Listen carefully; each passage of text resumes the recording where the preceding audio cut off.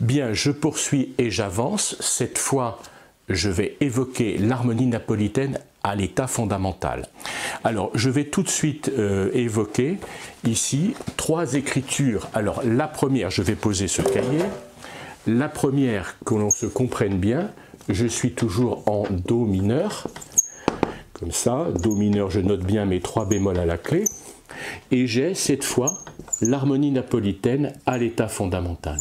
Voilà, il s'agit d'un bel accord de Ré bémol majeur à l'état fondamental. Ici, je l'écris comme si c'était une tonique, comme si c'était un accord de tonique. Enfin, ça n'est pas une tonique, c'est le 2e degré napolitain, certes, mais il a cette belle position ici. Il a d'autres positions possibles, bien sûr. Je l'ai écrit ici, Ré bémol, La bémol, Ré bémol, Fa. Fondamentale quinte, fondamentale tierce. Ce que je veux dire, et j'insiste tout de suite sur cet aspect, c'est que l'écriture principale de cet accord, je veux dire plutôt que l'écriture, l'enchaînement principal à la corde dominante, c'est la corde dominante dans son état de premier renversement. Voilà, on va trouver essentiellement cette écriture, donc le Ré bémol de la basse se dirige vers le Si bécard. Il franchit donc ici la tierce diminuée, la fameuse tierce diminuée dont j'ai beaucoup parlé. Éventuellement, et souvent, on peut avoir, ici je l'écris en petit, le Do, note de passage. Alors tout de suite, j'attire l'attention sur cette tierce diminuée. On est bien d'accord que c'était ce que nous trouvions avant sous cette forme. Fa, Fa, La bémol, Ré bémol, sixte napolitaine, on se souvient bien sûr, de l'enchaînement à la corde dominante. L'élément ici au soprano, et souvent au soprano d'ailleurs, avec ou pas note de passage, j'en ai parlé, c'est un autre sujet. L'élément mélodique Ré bémol, Si bécard se trouve cette fois à la basse, il faut le remarquer. Alors je redis, chose extrêmement importante, je vais finir l'écriture ici. On a bien cette écriture-là, bien sûr, et on va avoir l'accord de tonique de manière absolument évidente. L'accord 6-5 barré, bien sûr, se dirige vers l'accord de tonique. Donc on a bien, je n'ai pas terminé ma phrase, mais j'y reviens, on a bien accord napolitain, accord de dominante, accord de tonique. On a bien l'enchaînement 2-5-1. Bon. Alors, autre chose que je voulais montrer, c'est ici, évidemment, enfin l'essentiel que je veux montrer, c'est l'élément Ré bémol, Si bécard que nous voyons, que nous avions vu précédemment au soprano, et puis l'apparition, j'ai bien dit Ré bémol, Si bécard, et l'apparition du Ré bécard ici, qui était ici. On est bien d'accord. Voilà. Mais ça, c'est un élément secondaire, parce qu'ici, il figure sous forme de chromatisme. Donc, ce qui m'intéresse, je le répète, je redis, c'est que quand on a harmonie napolitaine à l'état fondamental, l'enchaînement principal est celui-ci. Voilà, ça c'est une chose. Alors on remarque ici un enchaînement, enfin on remarque, c'est une évidence absolue, on voit bien ici l'enchaînement dominante-tonique, et sa caractéristique c'est que c'est un enchaînement imparfait. Le premier accord, l'accord de dominante, n'est pas à l'état fondamental. Donc il ne s'agit absolument pas d'une cadence parfaite. Et pourquoi j'insiste sur cet aspect? Parce que quand le compositeur écrit ça, il y a une forme, si j'ose dire, d'insatisfaction du fait de l'imperfection de la cadence, et il y aura donc après une section cadentielle en bonne et due forme où se trouvera la cadence parfaite. J'y reviendrai dans mon exemple. Alors, première chose, ça c'est l'enchaînement principal qu'il faut bien connaître. Je donne des exemples dans le cahier, bien sûr. L'autre enchaînement, je vais prendre cette fois cette écriture, si j'ose dire, c'est parce qu'elle m'arrange.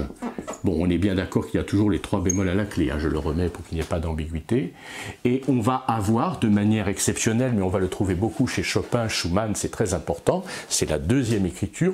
Plutôt que la 2e écriture, je veux parler du 2e enchaînement à la dominante, c'est quand on va avoir l'enchaînement 2-5-1, les 3 accords étant tous les 3 à l'état fondamental. Alors, j'insiste bien là-dessus, ce qu'on doit d'abord étudier, c'est d'abord ça.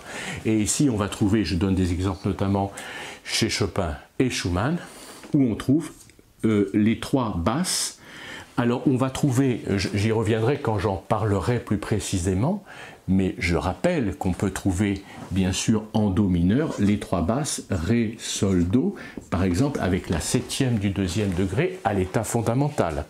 On a donc les trois accords à l'état fondamental. Accord du deuxième degré dominante tonique, cet enchaînement par exemple on le trouve dans le premier prélude en Do majeur du clavier bien tempéré. Voilà.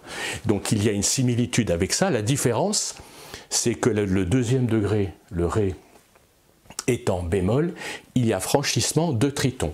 On revient ici sur cette observation que j'avais faite tout à fait au début, c'est que l'accord napolitain et l'accord de dominante sont en rapport de triton. Ils sont, comme je le disais, diamétralement opposés. Alors on va trouver ici cet enchaînement. Voilà. Et bien sûr, on a cette fois une cadence parfaite. On remarque encore une fois ici, on retrouve d'ailleurs ici, dans cette position que j'ai donnée, l'élément tierce diminuée mélodique au soprano. Alors ça c'est un enchaînement qui est quand même très important sur lequel je reviendrai. Et puis il y a un enchaînement plus rare, alors je vais quand même le mentionner, j'ai donné un exemple Schumann, chez Schumann par exemple dans la sonate en Fa dièse mineur me semble-t-il.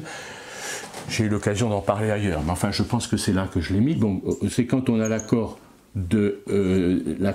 napolitain à l'état fondamental et que cet accord s'enchaîne à la dominante dans son état plus 6. Donc ici, le chromatisme par exemple qu'on a ici, Ré bémol, Ré bécard, on le trouve cette fois à la basse, on est bien d'accord. Et j'ai bien ici le même élément. Pardon.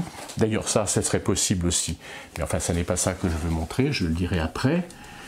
On va trouver ici, bien sûr, le même enchaînement qu'ici. Cette écriture-là est bien la même. Mais c'est la basse qui a réalisé le mouvement Ré bémol, Ré bécard. Voilà ce que je voulais dire. Alors, je répète, ça c'est une chose un peu exceptionnelle. Il n'est pas très urgent de l'étudier. Il faut la connaître, savoir qu'elle existe, l'observer dans quelques exemples. Mais l'enchaînement qu'il faut vraiment étudier, ce sont bien ces deux enchaînements-là.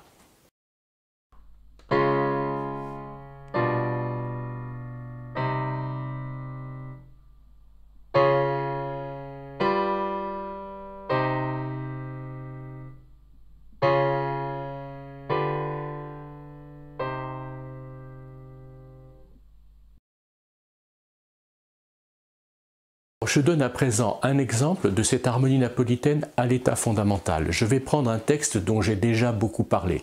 J'en ai fourni une analyse assez fouillée qu'on trouve sur le site Gradus ad Parnassum. Il s'agit de la sonate Clair de lune de Beethoven. Je vais l'évoquer rapidement oralement et je vais tout de suite écrire les éléments qui m'intéressent. Je vais en parler un peu comme je raconte une histoire. Je parle du premier mouvement, l'adagio en Do dièse mineur. Nous sommes bien en Do dièse mineur. Nous avons quelques mesures, je crois que c'est 5 mesures au total, peu importe, quelques mesures d'introduction qui posent la tonalité de Do dièse mineur, avec ses éléments principaux, à savoir, d'ailleurs, on y trouve l'accord napolitain, à savoir tonique, accord napolitain comme prédominante, dominante et tonique. Le cadre de la tonalité de Do dièse mineur est ainsi posé, affirmé clairement.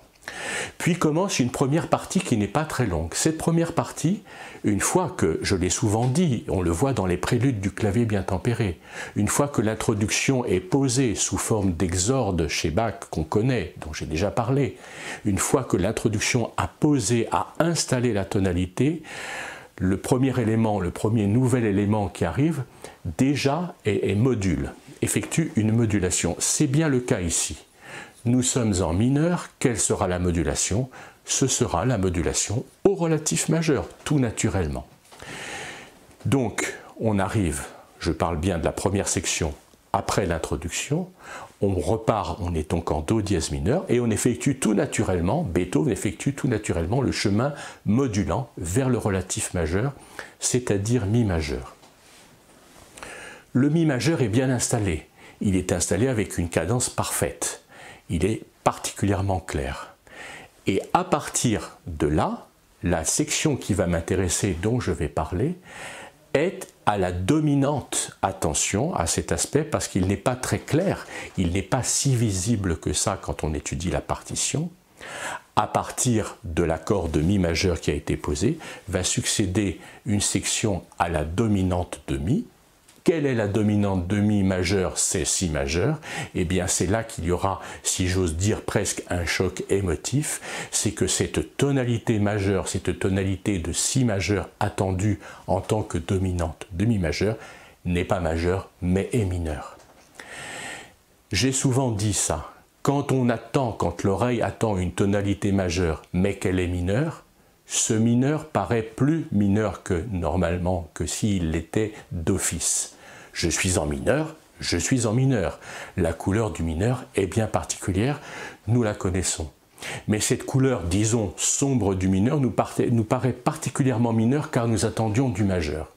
C'est le cas par exemple du deuxième thème de la sonate pathétique, Do mineur, puis modulation au relatif majeur, Mi bémol. Mais ce Mi bémol arrivant est attendu majeur, or il est mineur. Ce Mi bémol mineur est particulièrement frappant. Je clôt la parenthèse de la sonate pathétique, ce n'est pas mon sujet. Je vais citer un autre exemple. Je crois ne pas me tromper, je le dis de mémoire, mais je l'affirme quand même, puisque j'en suis sûr. Nous prenons par exemple le Requiem de Mozart, la section qui est Tuba mirum. Il y a un très beau, on sait ça, c'est en Si bémol majeur, un beau, comment dirais-je, solo de trombone, qui est le fameux tuba évoqué par le texte latin. On est en Si bémol majeur. Et puis il y a une partie immédiatement après ce solo, et l'intervention de la voix de basse, il me semble bien, on a une nouvelle partie qui est à la dominante. Quelle est la dominante de Si bémol majeur? C'est bien Fa majeur. Or, quand le Fa arrive, il est mineur. Donc l'impression mineure est particulièrement forte. Alors, je reviens à mon propos. Nous sommes, je vais même l'écrire, j'espère avoir assez de place, parce qu'il y a pas mal de choses à dire. Je suis en Do dièse mineur, j'ai mes 4 dièses à la clé. J'ai mes 4 dièses à la clé, les voilà, Fa, Do, Sol, Ré. Et j'ai ici, alors nous savons, je ne réécris pas la sonate clair de lune, nous savons qu'il y a que pendant tout ce premier mouvement sont égrenées les voix de ténor, alto, soprano sous forme d'arpège, avec la main droite, par la main droite. Ténor, alto, soprano, Donc ici, quand on est à la mesure, je ne sais pas le numéro de la mesure, ça n'a aucune importance, c'est la fin de la première section, quand on arrive en Mi majeur. Donc là, on a modulé, on est bien en Mi majeur, et on a un enchaînement dominante tonique. Il y a la quarté sixte, voilà, avec la résolution sur la septième. Donc on a la quarté sixte, la septième de dominante, et on a l'accord de tonique. Voilà. Ça, c'est une première chose. Je mets une double barre, il n'y a pas de double barre évidemment. Et commence ici la nouvelle section qui, je le redis, est en Si, c'est-à-dire la dominante de Mi. On attend bien sûr en tant que Si un Si majeur, or on a un Si mineur. Mais l'effet est d'autant plus saisissant que cet accord de tonique de Mi est immédiatement mineur. Donc la sensation auditive qu'on a, on ne peut entendre ici qu'un accord de tonique qui devient mineur. Donc la sensation est que de Mi majeur, on passe à Mi mineur. Mais la suite va nous montrer que cet accord de Mi mineur n'est rien d'autre qu'un accord du 4e degré de la tonalité de Si mineur. Voilà. Alors voilà pour ma présentation générale. Maintenant, ce qui m'intéresse, c'est ce qui va venir ici. Alors, on va avoir à la 3e mesure de cette section l'accord de... Alors je le fais directement parce que ça m'intéresse particulièrement.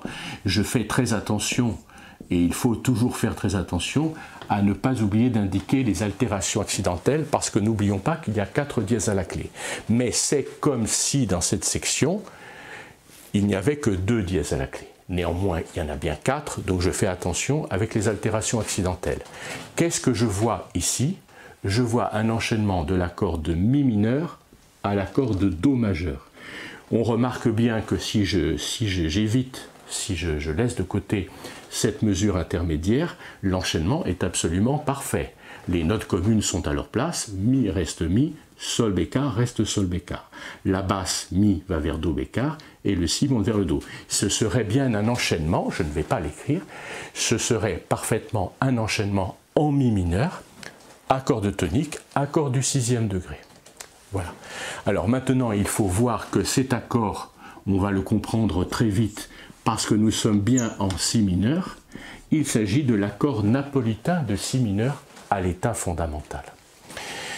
Et non content de poser un accord qui a le poids de l'état fondamental, non seulement cet accord à l'assise de l'état fondamental, mais en plus il est introduit par sa dominante à lui. Donc c'est là qu'on voit, et c'est particulièrement intéressant, l'emprunt au ton napolitain dont j'ai déjà parlé, mais qui ici se dirige non pas vers la sixte napolitaine, le fameux plus 4 qui se dirigeait vers la sixte napolitaine, mais ici le plus 6 qui se dirige, donc ici, ça, ici, on a bien un enchaînement dominante tonique en do majeur. Voilà, donc avec l'accord, avec le ré bécard chiffré plus 6. Ce ré bécard porte l'accord sol, bécard bien sûr, si, ré bécard, fa bécard. Je précise bien tous les bécards car n'oublions pas les dièses à la clé. Mais c'est bien l'accord sol, si, ré, fa qui est la 7e de dominante de do. L'enchaînement s'effectue tout naturellement de cette manière. Le sol reste sol et reste encore sol. Le si reste si, cette fois-ci il devient sensible pour se diriger vers le do, et le mi se hausse au fa bécard qui est la 7e et qui se dirige, les deux notes à mouvement obligé effectuent leur mouvement. Je redis, chose particulièrement intéressante ici, ce sont deux éléments. D'une part, que l'harmonie napolitaine soit à l'état fondamental, c'est déjà une chose, donc une harmonie qui a toute son assise de l'état fondamental, et cette importance de l'accord est renforcée par le fait qu'elle est amenée par un emprunt au ton napolitain. J'espère être clair, je pense que c'est le cas. Et ensuite, on va avoir ce dont j'ai parlé précédemment. Alors attention, je fais une toute petite entorse, je fais une toute petite entorse au texte de Beethoven que je vais ensuite rectifier. Mais je fais cette petite omission pour bien montrer la conformité avec l'exemple que j'ai montré précédemment en do mineur. Souvenons-nous le mouvement de tierce diminuée à la basse. 2e degré abaissé, vers sensible. En si mineur, 2e degré abaissé, do bécard, vers sensible, la dièse, portant l'accord de 7e diminué suivi de 6-5 barré. On connaît, bien sûr, je l'ai beaucoup dit, on connaît la quasi-identité entre 7e diminué et 6-5 barré, entre l'accord de 7e diminué et l'accord de dominante dans son état de premier renversement. Cet élément est très important, j'en ai beaucoup parlé, je n'y reviens pas. Ce que je veux faire remarquer ici, c'est la conformité absolue avec le modèle que j'ai montré précédemment. Donc j'ai ici le sol qui reste bécard et qui descend sur le fa dièse. Je réécris dièse, certes il est à la clé, mais pour qu'il n'y ait pas d'ambiguïté. Et j'ai évidemment do dièse mi. Alors, pardon de répéter autant, mais j'insiste bien parce que c'est le propos essentiel que je veux tenir, c'est l'élément ici de tierce diminuée et l'élément chromatique. Le do bécard descend vers la sensible, le do bécard ici à l'alto se hausse en do dièse. Voilà. Ici j'ai accord de 7e nuit qui devient 6-5 barré. Dans mon exemple, j'allais directement vers l'accord 6-5 barré. Voilà. Alors maintenant, je rectifie la petite entorse dont je parlais. Alors bon, déjà ça ce n'est pas vraiment, c'est tout à fait évident, c'est que Beethoven ici introduit, je vais l'écrire en petit, mais ça n'est pas si petit que ça, la note de passage dont j'ai déjà parlé, la note de passage entre le do bécard et le la dièse. Mais ici, il se trouve que Beethoven produit le si ici. Donc ici, on a des octaves consécutives finalement. Do si à la basse, do si à l'alto. Alors, je ne vais pas insister là-dessus. En règle générale, si j'avais cet enchaînement, j'écrirais do, sol, Do, Mi, un Si bref, et je vais vers le La dièse. Et je n'accompagnerai pas le Si ici. J'espère me faire comprendre, pardon pour mon écriture qui n'est pas très belle. Or, ici, Beethoven accompagne la descente du Si par l'alto. Ça n'est pas un problème, ce sont certes des octaves consécutives, mais ça n'est pas un problème parce que la basse est en octave, toutes ces basses sont des octaves, qui sont des rondes, ou des blanches éventuellement, mais ici ce sont des rondes, et là, ça c'est un arpège qui est répété. Donc quand le Si passe, la sensation de l'octave n'est pas très présente, pas présente du tout. Et il était meilleur qu'il écrive le Si bécard, le Si, parce que s'il avait écrit Do, il y aurait vraiment eu un frottement très désagréable Si à la basse et Do. Je ne m'appesantis pas sur cet aspect qui est vraiment un aspect secondaire. Ce qui m'intéresse, je finis ma section ici, évidemment, j'ai l'enchaînement à l'accord de tonique. La sensible monte à la tonique, le Fa, inutile de réécrire dièse puisqu'il est à la clé, le Fa reste Fa, et j'ai bien sûr cet enchaînement. Alors, attention, laissons tomber, ça n'est pas très intéressant pour nous, laissons tomber le passage, ce double passage, mais ce qu'il faut retenir de ce propos qui est vraiment particulièrement intéressant, non pas parce que je le présente, mais parce que c'est dans la réalité ainsi, c'est bien cet enchaînement qui nous intéresse et nous en avons là un magnifique exemple. Autre chose, cet enchaînement est aussi très très important, cet enchaînement-là, c'est-à-dire l'emprunt au degré napolitain au moyen de l'accord plus 6. Voilà. Et puis chose remarquable, je le redis, je l'ai déjà dit, je le redis, c'est que la section commence, comme souvent d'ailleurs, comme souvent, hein, j'aurai l'occasion d'en parler, si je fais totalement abstraction de ce qui précède et que j'étais averti qu'on était en Si mineur, que par exemple ici, j'en parle de manière un peu virtuelle comme ça, si j'avais eu, pardon, c'est difficile à expliquer, si j'avais eu un accord de tonique ici de Si mineur, imaginons que j'ai commencé par un accord de tonique de Si mineur, j'ai une section intégrale en Si mineur, tonique, sous-dominante, degré napolitain, dominante, tonique. Les points essentiels étaient tonique, sous-dominante, degré napolitain, dominante, tonique. C'est-à-dire tonique, je redis, sous-dominante, 2, 5, 1.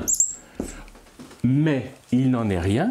Ici, il n'y a pas, rien ne nous avertit qu'on soit en Si mineur, donc l'oreille perçoit d'abord cet accord comme un accord de Mi mineur, comme une tonique de Mi mineur, puisque cet accord est une tonique, cet accord est toujours une tonique qui se, entre guillemets, minorise.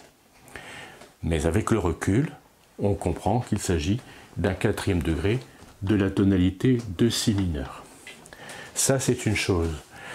Maintenant, je ne vais peut-être pas le faire, je pense que ce serait un petit peu long, et ça sort un peu de mon propos, je ne veux pas me disperser, mais je redis ce que j'ai dit précédemment, c'est que ça, c'est un enchaînement dominant-tonique qui est tout sauf une cadence parfaite, parce que l'accord de dominante n'est pas à l'état fondamental, et donc Beethoven ici va faire suivre 2, 3 mesures, je ne sais plus, c'est très simple à voir, 3 mesures avec prédominante, dominante tonique, mais dominante tonique à l'état fondamental, donc toute la section, j'allais faire ça, non, toute la section en Si mineur s'achève, s'accomplit avec une véritable section cadentielle parfaite, c'est-à-dire finissant par une cadence, s'accomplissant par une cadence parfaite, prédominante, septième du deuxième degré, dominante à l'état fondamental, tonique. Voilà, je ne le fais pas, mais je le dis, alors j'invite à aller voir ce texte, l'approfondir, le transposer, le travailler, le mémoriser.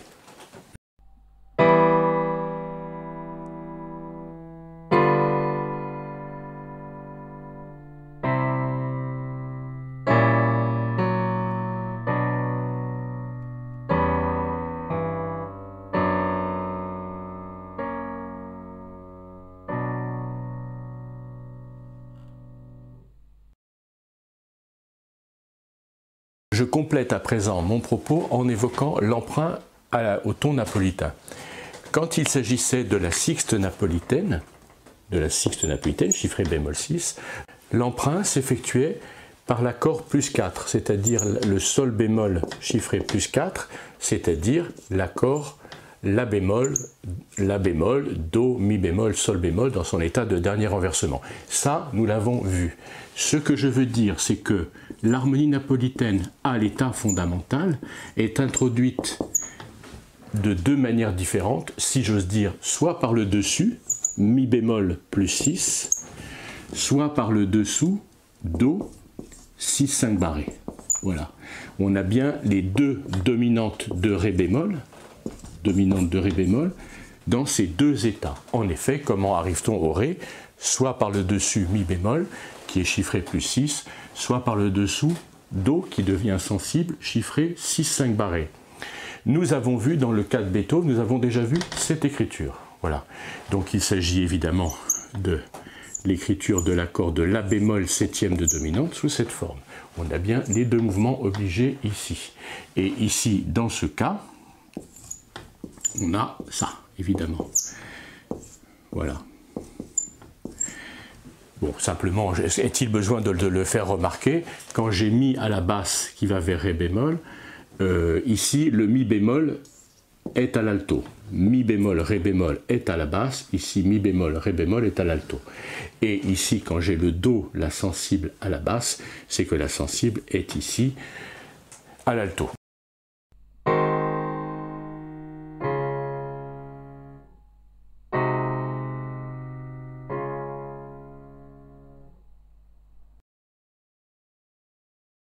Alors, contrairement à mes habitudes, je ne vais pas réécrire le texte, je vais simplement montrer les basses. Alors, de quelle œuvre s'agit-il? Il s'agit d'une œuvre magnifique d'ailleurs, c'est le Nocturne en Do mineur, je cite le numéro d'opus, opus 48 numéro 1, mesure 9 à 12. Et je montre cet exemple, qui est donc écrit intégralement, page 46. On est en Do mineur, donc évidemment il se passe beaucoup de choses. La main gauche pose les basses en octave et se déplace pour jouer l'accord, comme on a très souvent cette écriture chez Chopin et chez d'autres compositeurs. Donc on a noir, noir, noir, noir, etc. Là j'écris des blanches, la continuité de la basse. Évidemment, on a un chant ici, un très beau chant qui se développe au soprano. Donc je saute tous ces éléments parce que ça demanderait un développement extrêmement long, mais ce que je montre ces basses. Comme on le voit, je n'ai pas écrit le chiffrage. Je suggère d'ailleurs, avant que je l'écrive, de faire arrêt, pause, et d'écrire soi-même le chiffrage évident. Nous sommes en Do mineur, donc l'élément sensible tonique est ici.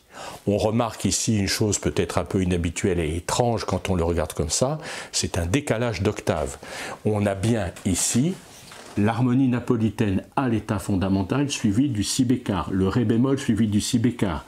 Il s'agit de la fameuse tierce diminuée, mais ici avec un saut d'octave. Peu importe, ce n'est pas ça l'important. Il faut bien reconnaître ici l'élément si bémol, pardon, ré bémol, si bécard. Donc ça c'est chiffré 5, c'est l'harmonie napolitaine à l'état fondamental, et ça c'est la sensible, elle est chiffrée 6, 5 barré, et on est bien ici en Do mineur. Mais de toute façon, on est intégralement en Do mineur. Mais que voit-on dans cette section? On voit deux emprunts, c'est ça qui est intéressant, qui me semble particulièrement intéressant. On voit deux emprunts à l'harmonie napolitaine. Ici, c'est la sixte napolitaine, l'accord bémol 6. Et ça, c'est l'harmonie napolitaine à l'état fondamental. Donc, harmonie napolitaine ici, harmonie napolitaine ici. Dans son état de premier renversement, la sixte napolitaine est dans son état fondamental. Comme je le disais, et comme il est naturel que ce soit, l'accord de sixte napolitaine, s'il y a emprunt, ça se fait par l'accord plus 4. Donc ici, on a bien un enchaînement dominant tonique en ré bémol majeur. Et ici, bien sûr, on a l'enchaînement dominant tonique, cette fois non pas avec le plus 6, mais avec le 6-5 barré. Voilà, donc ces deux enchaînements sont similaires. Enchaînement dominant tonique en ré bémol majeur. Alors encore une fois, si j'arrête le texte là-dessus, je suis en ré bémol majeur. Mais attention, je suis globalement en Do mineur. Il s'agit de simples emprunts à l'harmonie napolitaine. Je fais remarquer une autre chose ici, c'est que du coup, j'ai deux fois, je vais le signaler en rouge ici, j'ai deux fois l'élément sensible tonique. Sensible tonique en ré bémol, sensible tonique en do. Donc ces deux éléments-là sont très importants à remarquer, leur succession. Bon, et ici, peu importe, la musique continue, la phrase se poursuit, et j'ai encore dominante tonique. Bon, ça c'est bien sûr la tonique à l'état fondamental, et j'ai encore dominante tonique ici, cette fois-ci plus 6-6, mais peu importe. Je reviens quand même pour faire apporter une petite observation avant de quitter ce sujet-là pour en aborder un autre, c'est que si j'extrais ça, je l'ai dit, c'est évident, nous sommes intégralement en ré bémol majeur, deux enchaînements dominantes toniques. On est d'accord. Eh bien, je fais remarquer que ce sol bémol fa, puis do ré bémol, c'est exactement les quatre premiers accords dans ces quatre mêmes états dans le mouvement lent de la sonate pathétique, qui est en la bémol majeur. Mais dans le mouvement lent, nous sommes bien en la bémol majeur, comme ici, nous sommes bien en ré bémol majeur. Mais tandis que chez Beethoven, c'est la tonalité principale, ici, c'est la tonalité napolitaine dans un contexte plus général de do mineur. Mais ce que je veux faire remarquer, c'est que ça, si j'ose dire, tient en soi, est une œuvre déjà en soi, telle qu'on l'a, donc, encore une fois, dans le début de la sonate pathétique. Il est important d'établir les liens et de le remarquer.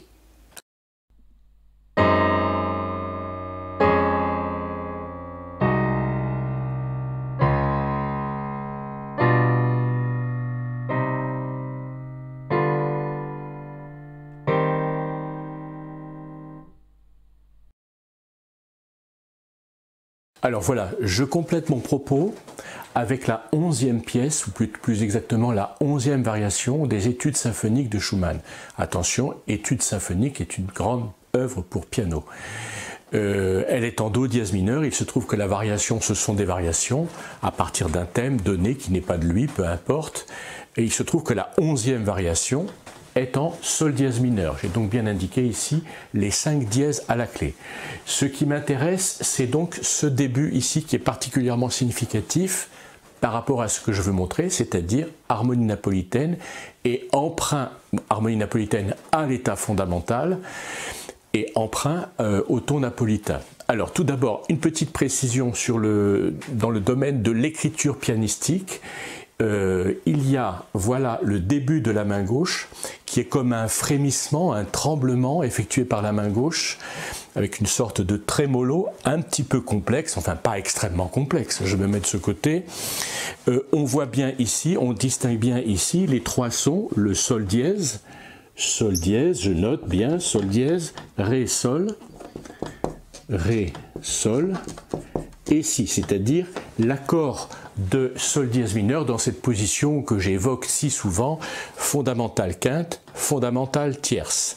Voilà, et il y a comme un frémissement, disais-je, un tremblement effectué par cette main gauche sur laquelle, je ne sais pas quel terme employer, surnager, ça n'est pas un très beau terme, mais enfin une ligne mélodique extrêmement souple et quasiment indépendante du point de vue rythmique, va flotter donc au-dessus et il y aura ensuite deux lignes simultanées sur ce tremblement, appelons-le tremblement, plutôt frémissement incessant pendant toute la pièce.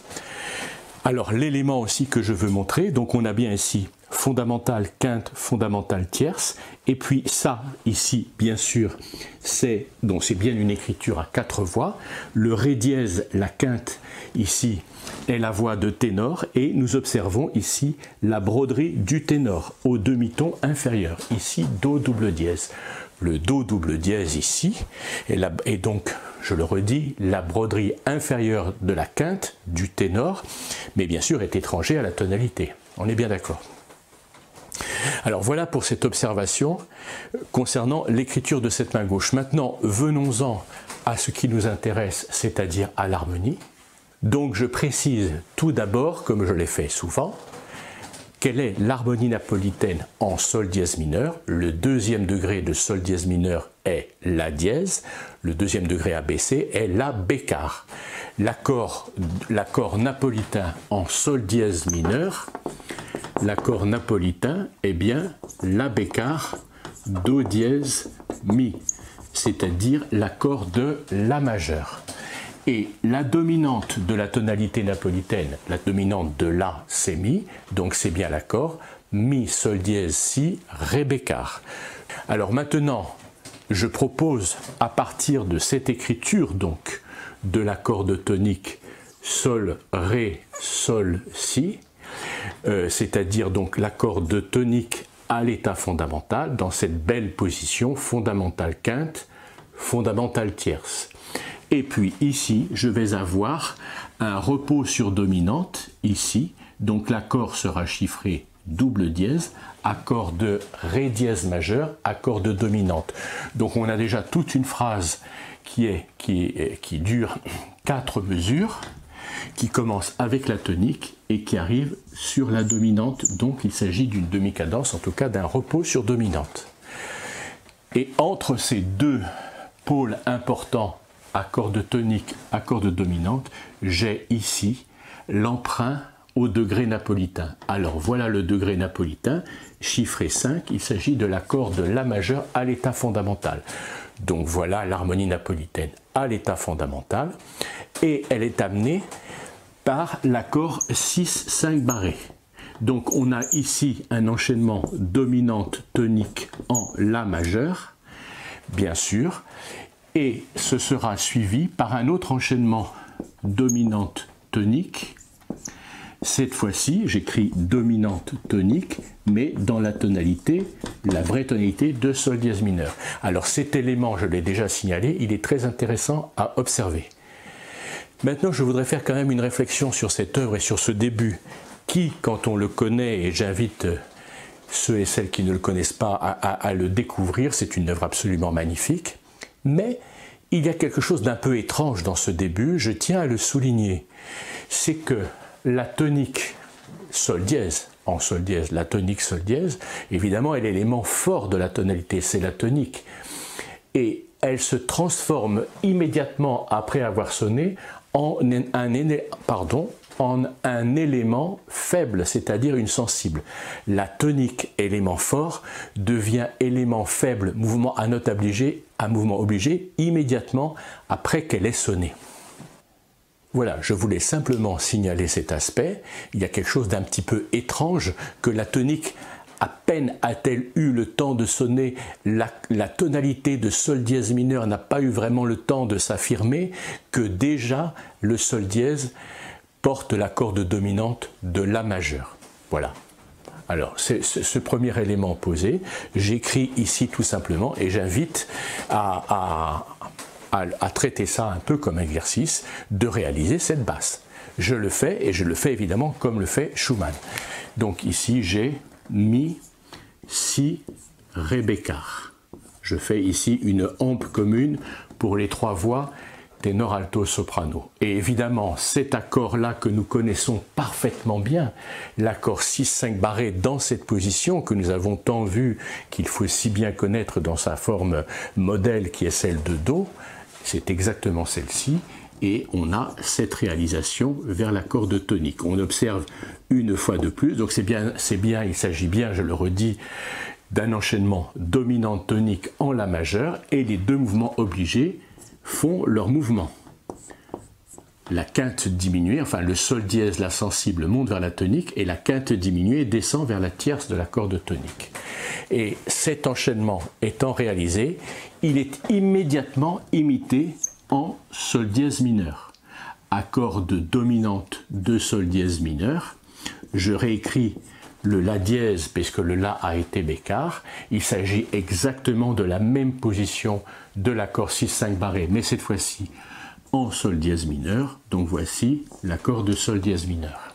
Voilà, et puis immédiatement après, l'enchaînement, cette fois-ci, encore une fois, il s'agit de 3 enchaînements dominante tonique en La majeur, en Sol dièse mineur et en Ré dièse majeur, c'est-à-dire la tonalité dominante. Je ferai une réflexion complémentaire après. Mais cette fois, au lieu d'avoir comme ici 6-5 barré puis tonique 6-5 barré, on a l'accord plus 6. J'ai omis, évidemment, quelle horreur, le dièse au Mi. Alors je le précise, ce dièse ici, je suis, comme je le disais, dans la tonalité passagère ici de Ré dièse majeur. La dominante de Ré dièse majeur, c'est La dièse. L'accord est bien La dièse, Do double dièse, Mi dièse, Sol dièse. C'est l'enharmonie, évidemment, j'écris équivalent, de l'accord de Si bémol septième de dominante. Si bémol, Ré, Fa, La bémol, qui est la dominante de Mi bémol.